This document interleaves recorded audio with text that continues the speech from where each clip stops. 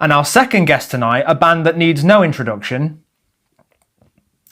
but I will do one anyway because that's my job. Again, another obvious joke, but with over 1 billion streams and counting, it's Bastille. They've just released a brand new film called ReOrchestrated, which you can check out on Prime Video. And I'll be joined by Dan and Kyle from the band, as well as Tom Middleston, who co-directed that film.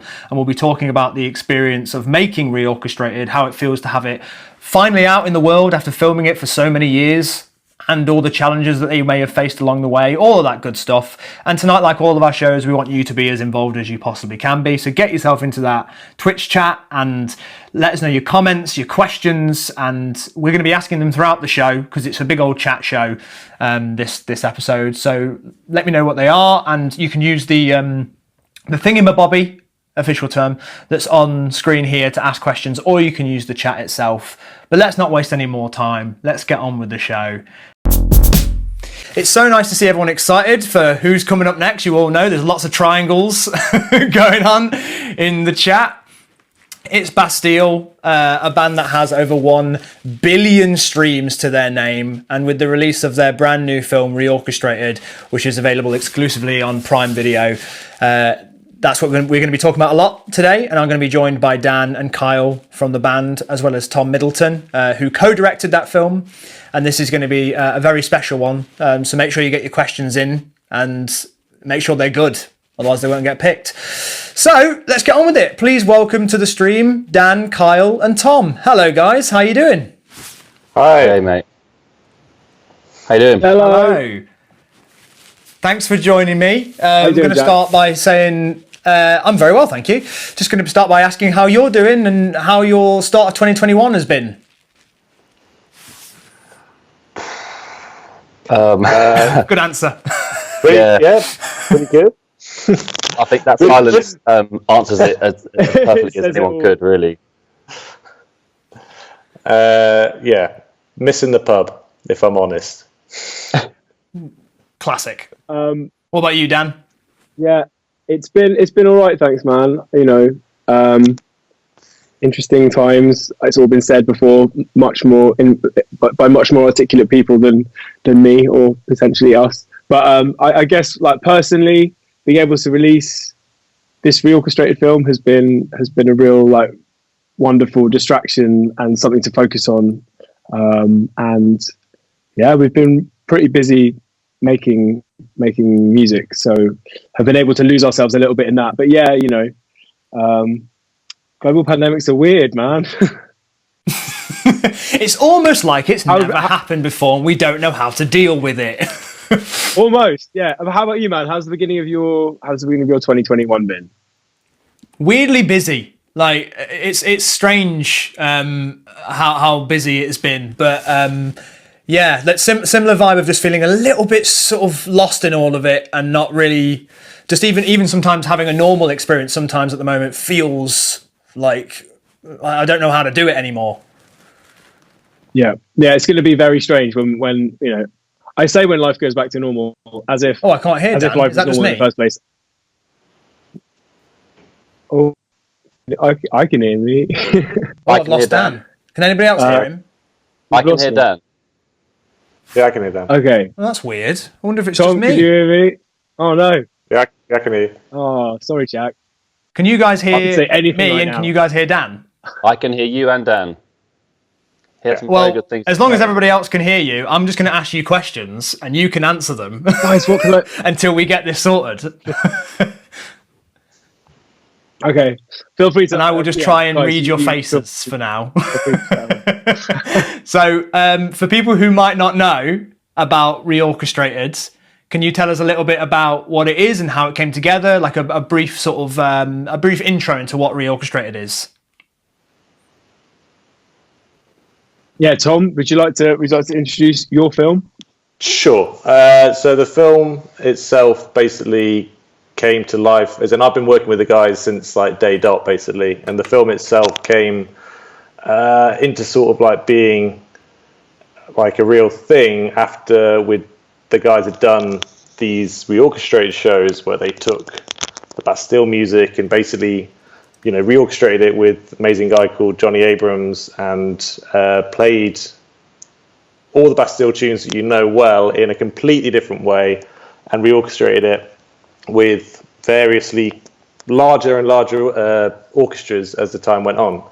The film itself started off really being about the shows, and it was sort of going to be, almost like more like a live film about these special shows. And then it quickly became apparent that there was a sort of a bigger story to be told in the way in which the film itself, the reorchestrated shows, basically almost acted as like a bit of a metaphor for the way that Bastille approached their music and the way that they approached their music. I didn't in the hear way a that word of sort you just there, Tom. I'm so sorry. But Okay. I'm assuming you've set the tone beautifully, and we're going to watch the trailer now and hopefully sort out the sound. So I'll see you after this. I'm back, and I'm using headphones now because apparently it was my in-ear thing. So I can hear you all again now. Hey. Amazing. Right. Nice to have you There here. you go. Now we're not just saying random answers into the ether. We're actually speaking to a real person. I Nice mean, one, my Jack. answer sounded like no! an answer into the ether, so as in, it's probably the same thing, really. But yeah. So let's talk about the beginnings. Representing the film. Tom, I'm sorry I didn't get to hear what you actually said about the film, but so I'm sorry if I tread on some great. stuff you've already said. But I'm interested in how it all started, because clearly you've been filming for years. Tom used to live with Kyle. They've been mates for years, and when Tom was at film school, we were doing our first ever tour, which happened to be with a bunch of other bands and artists, and I think there were 5 or 6 different artists, including ourselves, and we all slept and lived on a barge that went up the Thames, and we stopped at a different town every night. And Tom, as part of his uni project, came on the tour with us and started filming. And basically, then, we were lucky enough to have our band kind of take off and become our lives. And Tom never really left. And so he's been with us through pretty much everything that we've done, that we've been lucky enough to do over the years. He's toured pretty much all over the world with us, and been along for 3 albums, 4 mixtapes, all of these orchestral projects that we've done, and anything and everything in between. And I guess we never really knew what all that footage was for. We've used bits along the way, but yeah, it seems to have found like a home that felt worthwhile. And I think we never really imagined being a band that would have a documentary like this, but this reorchestrated project has been a real passion project for us, and something that we really pushed through, potentially against the advice of lots of people that we work with, and sort of against convention, because it's not really something that many bands choose to spend a lot of time on. But yeah, I'm just so grateful that Tom was around, mainly as a mate, but also, to capture so much of this stuff. There's a lot that didn't make the film, thankfully, for us and for everyone. But yeah, no, it's just a really, I guess it was for Toby, who Tom directed with, and Josh, who produced it, just to have this kind of like bottomless goldmine of stuff. I say goldmine, that makes it sound like I think everything that we do is gold, and it's definitely not. But just like through hundreds of hours of this bottomless cesspit of footage of us lot. I think, yeah, it just was a kind of opportunity. And then I guess the challenge was for Tom and them. I'm sorry for speaking for you, Tom. I'm terrified of the sound issue, so I'm just keeping on talking. But no, trust me, I've got you now. I've got you. I guess. Oh, great. I guess their challenge was to try and find a way to tell a story that wasn't just moderately successful band do slightly weird gig with a big orchestra and it goes all right. Like, I think that didn't feel like enough of a compelling narrative to anybody, as much as we love the shows and as much as I'm super. It'd be a nice 20-minute documentary, but not a feature-length documentary. And what Dan said was definitely a conversation that we'd had a number of times on our WhatsApp group between me, Toby, and Josh a few times. And I think the word of the WhatsApp group was like jeopardy, basically, and like thinking, it's all these shows are amazing, and there was all these elements to it, but it was what really gives this sort of compelling story all the way through. And I think what the archive brought to that was basically the jeopardy was that you really saw these guys coming from absolutely like rock bottom foundations of making a band in the truest possible way, like doing all the pub shows, like playing under a bridge, whatever it was, like literally busking on the streets of Norwich, and sort of, you know, slowly building up. So the jeopardy really throughout that is actually pulling off playing it somewhere like the Albert Hall. Like you're fully invested with these guys by the time you get to that point, because you know you feel like you've been on the journey with them, basically. Is what we hope to do. At anyway. what point was it for you, Tom, when you figured out what this... I mean, I'm assuming that the original plan was going to be, we're going to film them on the biggest tour that they've ever been on, and then 2020 happened and you had to figure out like what the conclusion of the documentary... I mean, I'm assuming that's what it was going to be. Is that the case? Well, sort of. I guess like the Albert Hall felt like pretty much as big as it was going to get for ReOrchestrated, and then Hamburg happened with like a 50-piece orchestra, and these like... And then it was the Palladium, and like these ReOrchestrated shows sort of kept growing and growing like over time. And there was a plan to go and do, I think, even more, and even mild talk to take it further outside of Europe and whatever else. But COVID stopped some of that, and it's so there was a plan, I guess, for it to get bigger and bigger. But I think the main point that sorry. It's all right. No, go. Delays meant that was even ruder than it was meant to be. Sorry. We'd actually we'd like to stop and take 2020 off from touring. We at the beginning of the year we did a couple of big ReOrchestrated shows, and then we toured in Australia and New Zealand, and a bit in the States. And then come sort of February, March time, we'd actually planned to take a year out from playing live. So in a weird way, I guess we'd sort of been gearing up for the first proper break that we've ever had since we've started. In a kind of strange way, I guess we were prepared in that sense more for the weirdness of last year, more than some, and I think feel quite lucky for that. But yeah, I guess this project just felt really special, and it felt like something we wanted to share, and the shows themselves were like just an amazing thing to be part of. I feel like I've said it a bunch, but obviously the kind of the spark of the shows is our music and us as a band, but it became much more about like Johnny, who was the arranger, and Senab, and the choir of amazing singers and the orchestras and the musicians that we got to play with, and the shows came about. Or I know it sounds well cheesy, but just a celebration of collaboration and of playing in these beautiful, unexpected music venues with just amazing musicians who put us to absolute shame, and who we feel like incredibly fortunate to get to collaborate with, really.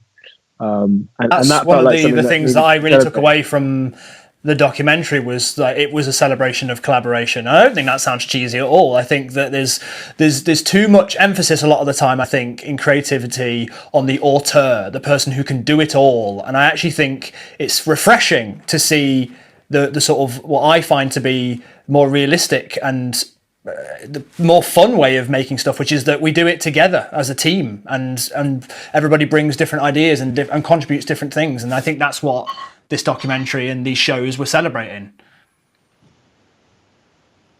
Yeah, no, I think that's true, and I think a lot of as well as the collaboration, it was, and again, I don't think me and Toby set out to necessarily make a film about creativity in like such a in like a lofty, pretentious way, but I think what it turned out to be was a film about what goes into creating, is in the process of it, having to challenge yourself, having to put yourself in situations that make you feel uncomfortable or out of your depth, because that's where you get the most out of it. And just sitting back and being comfortable generally doesn't really breed anything exceptional. So I think that sort of came almost by accident, but was just quite clear as we went on that that's what was happening. Yeah, I really liked the bit in the documentary, it was quite a few moments like this, but where you see the birth of the idea, and you see people being uncomfortable and not quite sure how it's going to be pulled off, and then you get to see that journey and then the conclusion, which is that it was all worth it. Kyle, how did it feel to you when you were learning or relearning the tracks? Like how was that process for you when you were doing it? So yeah, it was interesting because, as you can imagine, it's actually quite a lot of work because we're basically allowing the orchestra to take all of the main parts, and then we provide the accompaniment to that. And there was also various like key changes and stuff as well. So although obviously we knew all the structures of the songs, well, ish, we had to kind of just like relearn all of the songs in a lot more chilled back way, because we wanted to provide like just a kind of platform for which to show these incredible gospel singers, or like these, the amazing brass and strings and percussion elements. We certainly wanted to be the accompaniment to them, as opposed to the other way around. So it definitely took a lot of work, and there was a lot of back and forth, and kind of a lot of sort of on the fly changes, and ultimately we never, as is always the issue, kind of we never have enough rehearsal time. Ever.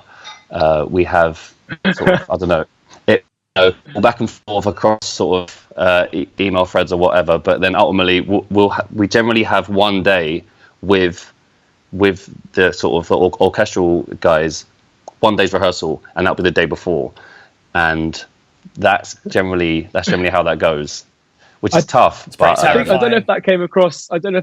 Yeah, absolutely terrifying. I don't know if it came across as much in the film, and maybe it does. It's obviously surreal for us to see a kind of curated version of experiences that we've lived through. But it was that was always the thing. It was like the jeopardy for us was like, literally, we're going to pull this off. There is no room for error, and there was a lot of error on our part. But I guess the safety blanket was how amazing all the other musicians were. So we're like, even if we're terrible, which I definitely will be, at least they'll make it sound wonderful. And I don't know, I think, yeah, Tom and everyone involved in making the film, I think, chose to explore. I think when it came to me, sort of stage fright and sort of the anxieties around that, and imposter syndrome, which is definitely, these are things that I've sort of always felt, and I think as time has gone on, the language around that has evolved to articulate it almost for me, and yeah, it's sort of interesting as well, being much more open and honest about those things than I think we really have been in the past. Because there's a lot of stuff that you don't share for many reasons, and that being one of them. It never felt particularly necessary to talk about it, but everyone involved in our in our touring party knows that that's how I am, and it's probably an absolute nightmare. But I guess for me, I found that these shows, in doing something different and in feeling part of something bigger and something that I was genuinely like obsessed with, like being on stage with a 50-piece orchestra, 12 incredible gospel singers, and my friends who I'm in a band with, and making this crazy massive sound that's been sort of rearranged and composed by your closet genius friend Johnny, who's managed to turn all of your songs into these like mini symphonies and flip them on their heads. Like, there's no room for stage fright in that. Like, sure, I felt it, but that was the least important part of those experiences, because they just, I don't know, even as someone that feels mega uncomfortable on stage, you couldn't not be just totally overwhelmed and overawed by those experiences. And I think, there's something about those gigs, and about kind of, I guess, classical gigs as well, that it's an experience. It's ephemeral, like you're there or you're not. And I think I'm really happy that we were able to capture those shows in a way that I think does them justice. I think the filming that was done at those shows, and the sound, and shout out to Coop, our sound guy, who mixed all the songs for the film. But yeah, I think it really sort of, I think they've really like cleverly caught the spirit of everything we were trying to do, and also managed to make us talk about stuff that we probably wouldn't talk about normally. in an interview. Well, this is it. One of the things I really appreciated was that it was like focusing on very niche things like imposter syndrome and like a creative process that usually isn't really focused on. And I really liked that. We're going to take a look at the performance of Warmth from Hamburg. So is there anything you'd like to specifically say about the process of taking Warmth from Wild World and then transposing it to the orchestrated version? Is there anything about that specifically you'd like to say before we watch it? Oh, good question. I think Bim, who sings the introduction, she's sung on a bunch of our music since, and it's an amazing, like, powerful singer. And yeah, I think what Johnny did with this is create something that sort of shows off the whole orchestra. You know, everyone kind of gets a moment. There's the woodwind and the brass. The strings are obviously really big and lush. And I guess from like the band perspective, you know, Woody's playing electronic drums. I think with every reorchestrated version of a song, we tried to flip it from what it was. So this live was like a kind of future islandsy, quite like electronic, I guess, upbeat indie track. But it was also the complete lyrical heart of our second album. You know, the idea that you're watching the news and everything feels so apocalyptic and you can't help but feel like a complete nihilist. So you run to be with someone that you know can be the perfect distraction from that. That, as a song, it became a theme that's kind of run through all of our music since. And so, yeah, to do it on a scale that felt like, I don't know, I guess this version feels like it meets the emotion of the song in a way that the album version really doesn't. But yeah, I hope you enjoy it. It really shows off, I think, the full scope of the orchestra, which is awesome. Well, that's very exciting, especially to know that you had a second chance to make the song hit a certain place that you don't think you were able to do the first time without maybe even knowing. But enough of me blabbing now. Let's take a look at Warmth live from Hamburg on the Amazon Music Sessions.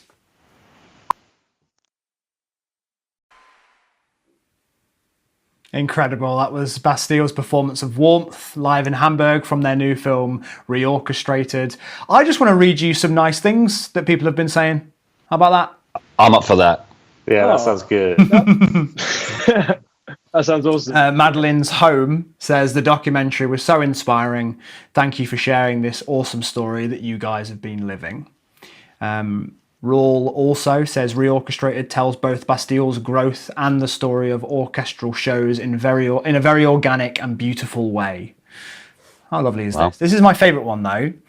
Somebody called Megapasta said the way that Kyle's journey was portrayed on the documentary was incredible, really moving and important.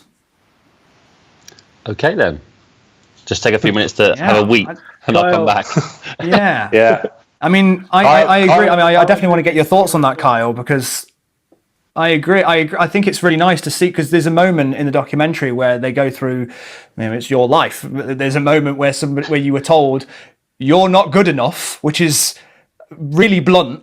And then it's like you being like, all right, I'm going to take that and I'm going to get better and I'm going to earn my place to be a part on this stage with everybody. So yeah, I'd love to know a little bit more about what that journey was like for you.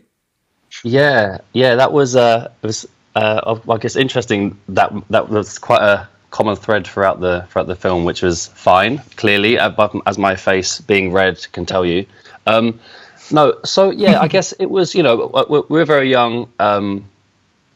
It's kind of all based around the fact that I've been a particular sort of like Will and Woody, bass and drums, guitar and bass and drums. Kind of, they've sort of studied music their whole lives, and they're good enough to literally teach people. And Dan, Dan's Dan. He's the kind of mastermind behind the whole thing. He's kind of writes for the songs and plays piano very beautifully, and etc. etc. And I was just some guy that Dan met at a party, and Dan was like, "Hey man, do you want to join the thing?" I was like, "Yeah, I'll come on board." And I think because I'm being in the band was never something that I'd go on. Dan wants to add something. Just to jump in. Yes, but you also had been in band, and you are also. I think it's important to say, like, the Kyle's potential. Like, when we all watched the film for the first time, I think all of our reaction was like, "That's amazing that you spoke about that, Kyle," and sorry if you felt like that loads and we didn't know as much as we should have. But you're also not that bad, and you're like a really fucking good musician. So yeah, sorry, I just wanted to say that because I think it's important. I think a lot of people think that having watched the film as well. Like they're like, dude, you're really talented. So yeah. Anyway, but back to you. Yeah. Sorry for the intervention.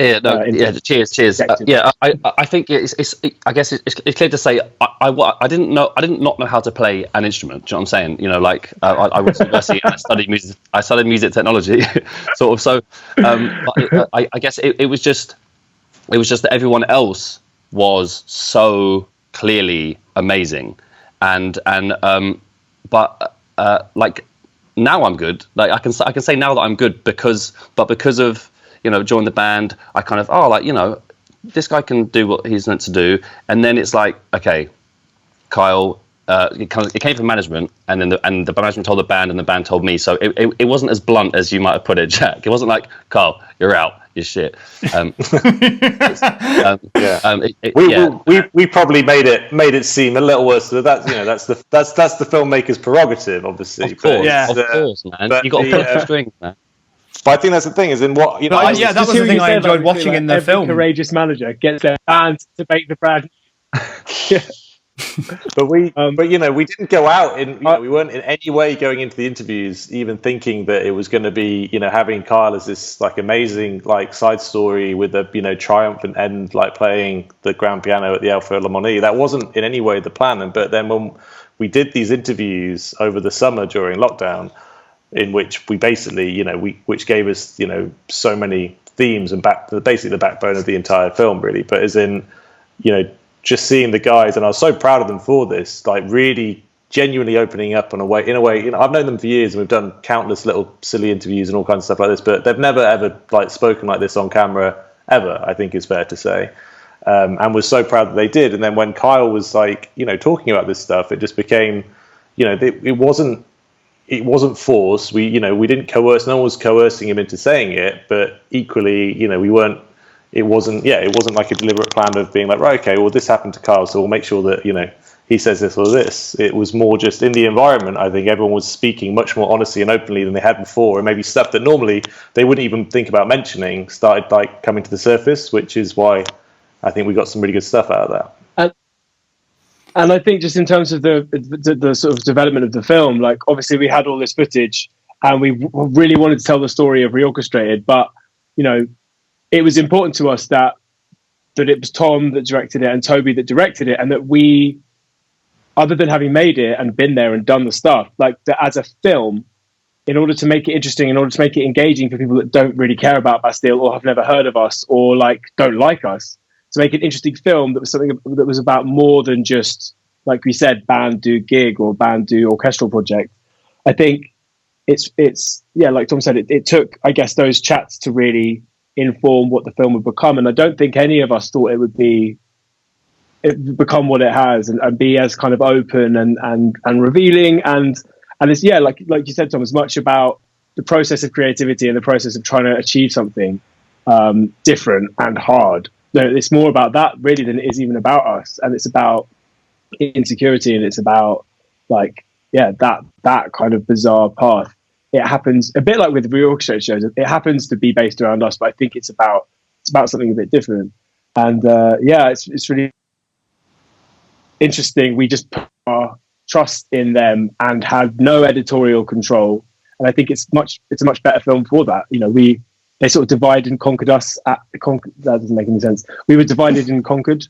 No, again, doesn't make any sense. Fuck, I don't know what I'm saying. The divide and conquer. We interviewed them one by one. That's it. There you go. But and separately, and we didn't really say what we talked about to each other, and so a lot of the things that we see that are in the film, I heard for the first time watching the first cut of the film, and that was a really kind of bizarre, surreal, nerve-wracking experience. We watched it for the first time, in a break in lockdown, sort of last year, in a little screening room in London, and we were all at opposite ends of the cinema with masks on, and hadn't seen people in ages, so that in itself was pretty overwhelming. Hadn't been in the cinema in 6 months, so that in itself was pretty overwhelming. And then watching a version of our lives like spewed back at us by the cinema, and then your friends saying things that you have never really heard them say before. It was pretty intense and overwhelming, and you know, and kind of amazing. And I think also going back to what you said before, it was interesting for us as people who don't often reminisce or look back that much at what we've done, and we definitely don't sit around talking about like our achievements or lack of them. It was a kind of interesting confrontation of everything we've done before, and a kind of enforced reckoning with everything that we've sort of done or tried to do, and all via this sort of lens of this film. So it's definitely been I feel like I've just said the word interesting like 40,000 times in the last 10 minutes, but it was interesting. Which also is what my mum would say if she didn't like one of my songs. So, yeah. It's an interesting one, Dan. We're going to have some fan questions now. I think it might even be saliva. I'm not sure. Salivia Baker. Salivia, I think it's how it's pronounced, actually. I want to know what the huge book is in Dan's background. Oh, it's a book of quotations. Oh, lovely! At our studio, and Jack, who works here, has this big book of quotations to wherever when he's writing music and he needs some inspiration, he'll like flick through. Has that ever been helpful for a Bastille track? I've never used it before. In fact, the spine looks very unbroken, so I'm not sure how much Jack's been using it either. But maybe one day. It's just for show.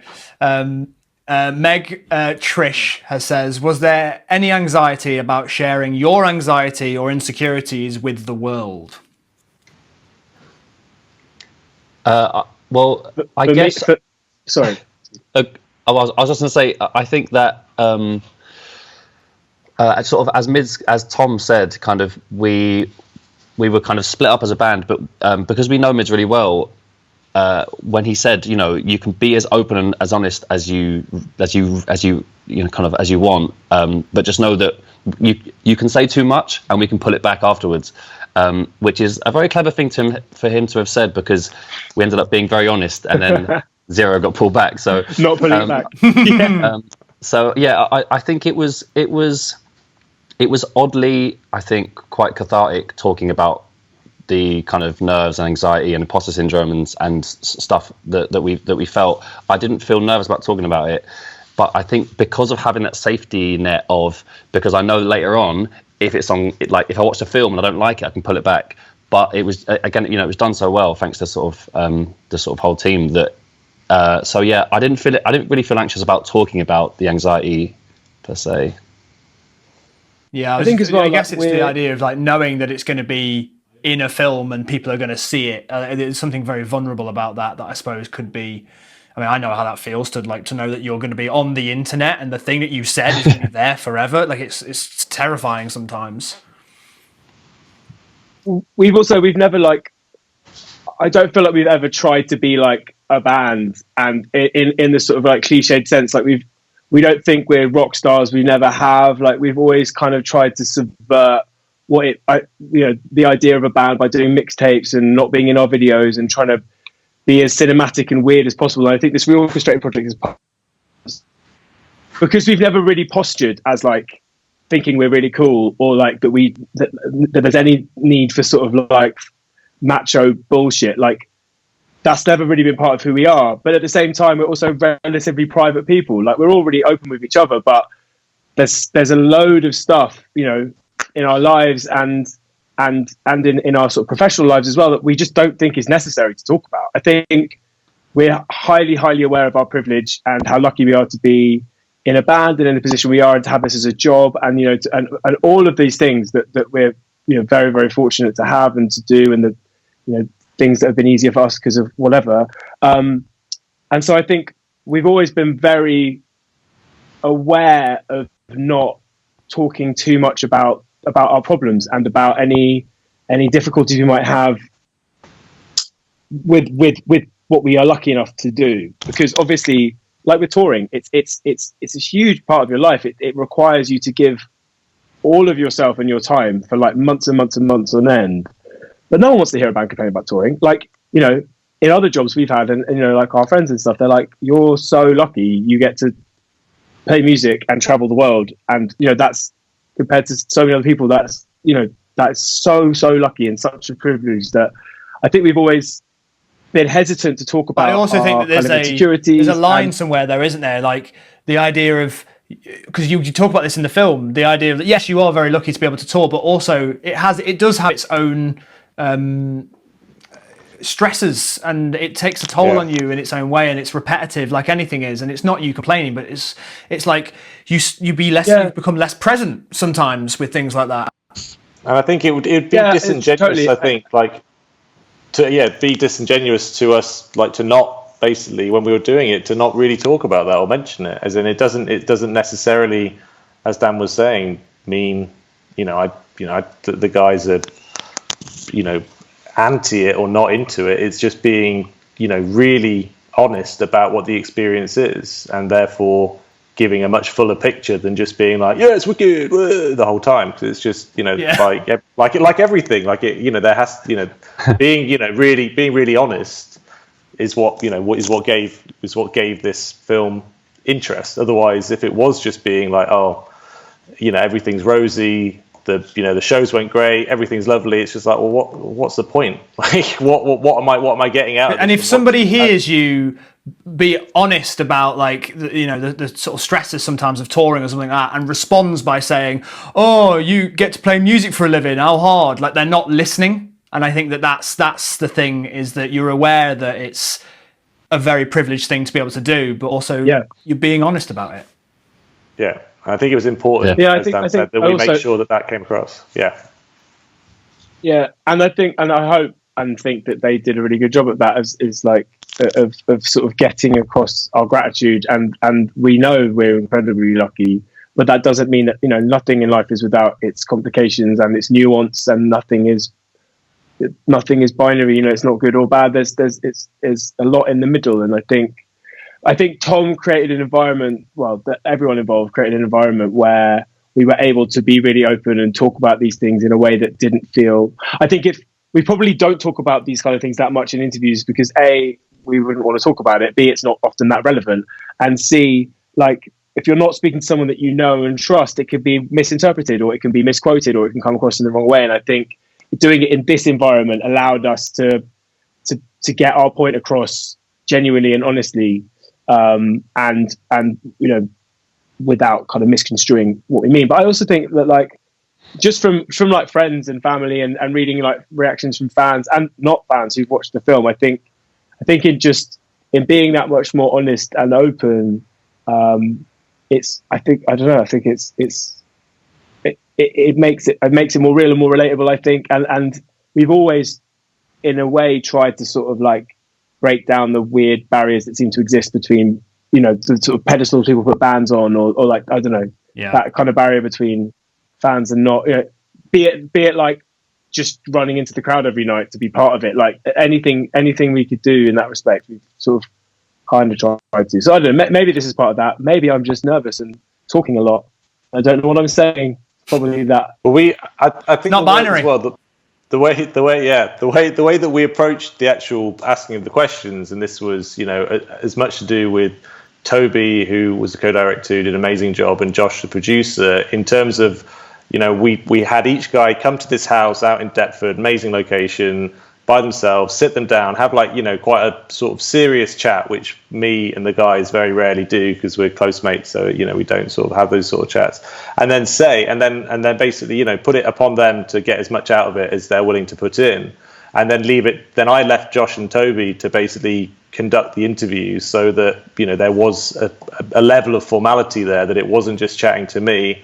And, you know, I think that worked really well, because I think if it was me, it might have just got, you know, more silly or whatever else. So I think, you know, again, that was an important part of the process. Annabelle has asked, specifically to Tom, but I think anybody could answer this. How did you choose which songs made it into the final cut? It was it was a lot to do with just our favorites, and we had hit lists that we knew that the band loved and that we all loved. Stuff like Fake It. Just if you've been to a reorchestrated show, it's almost just undeniable, like what that's like live with Bim singing and everything else. So that was the hugely special moment. I was very keen to include Flaws because I felt that it was an important moment.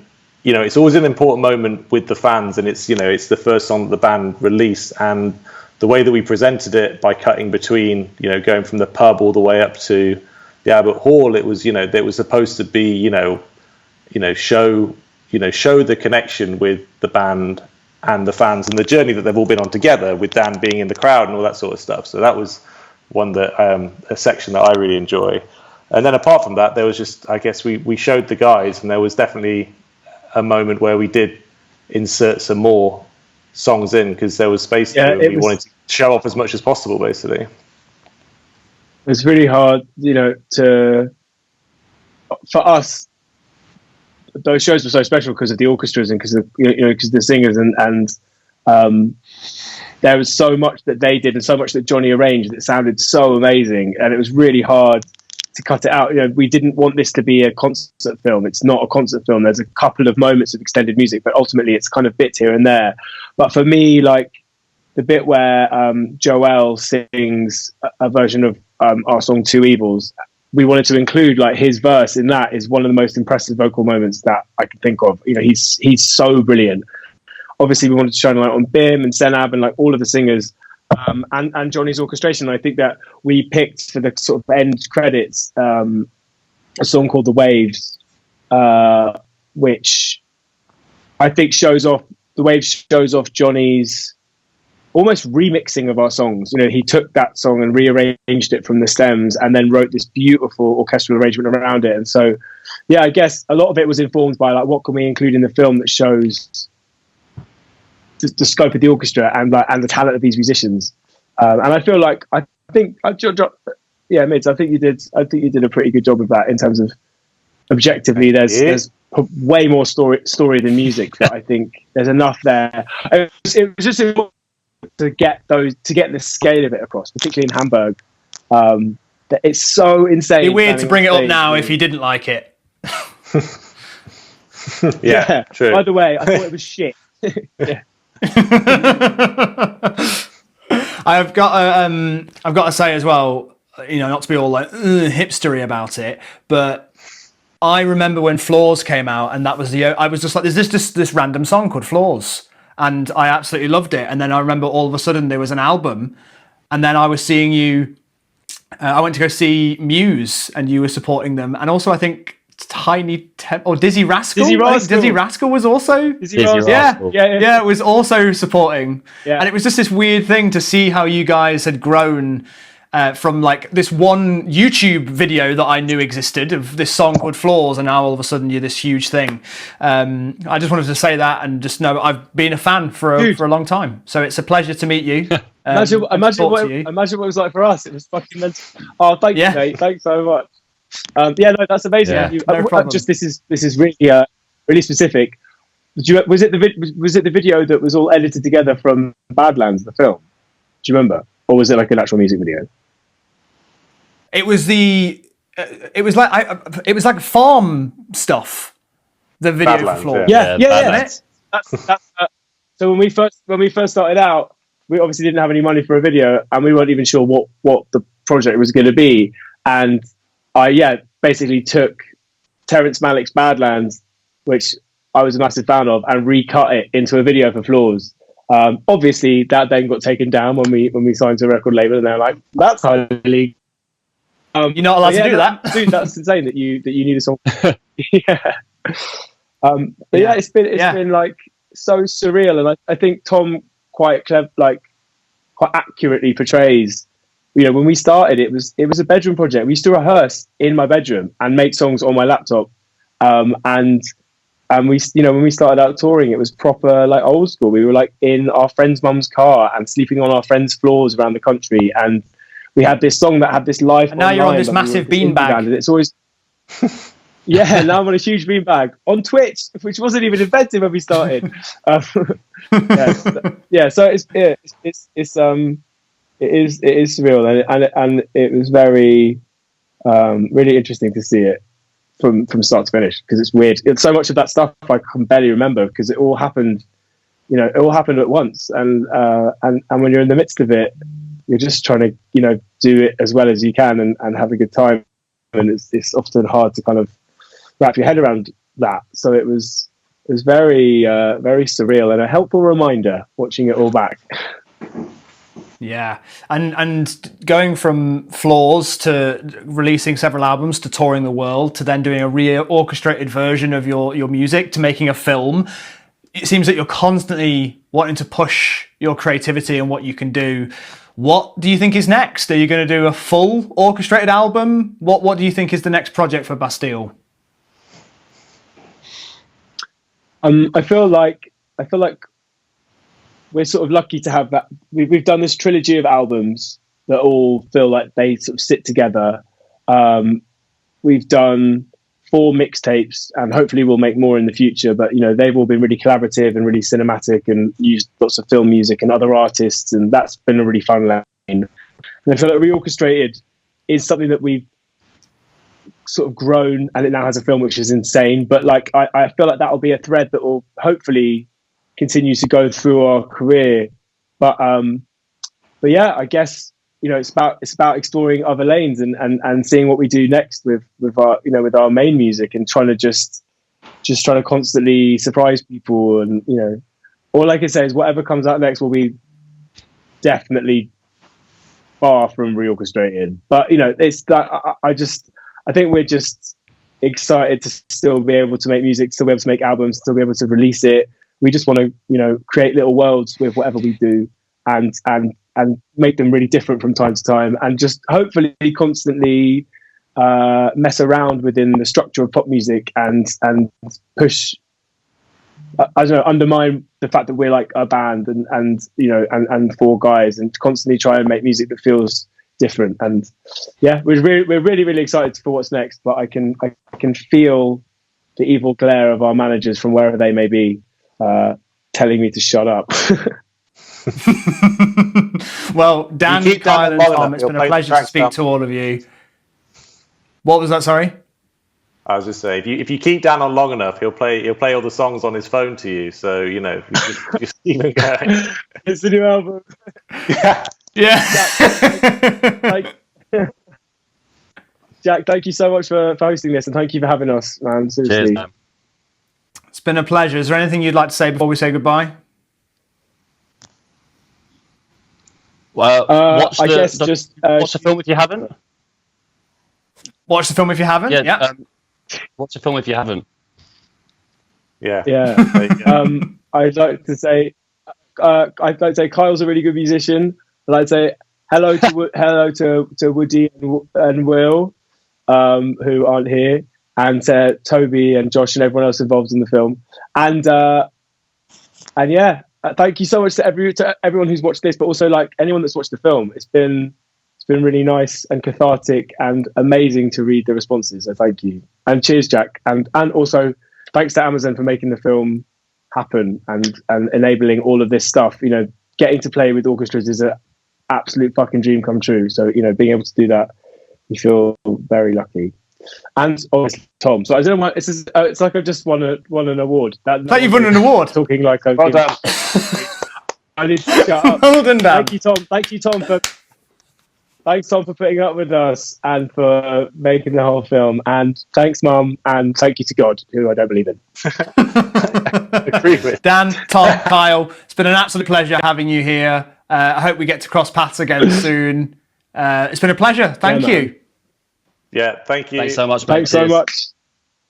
Take care. Bye.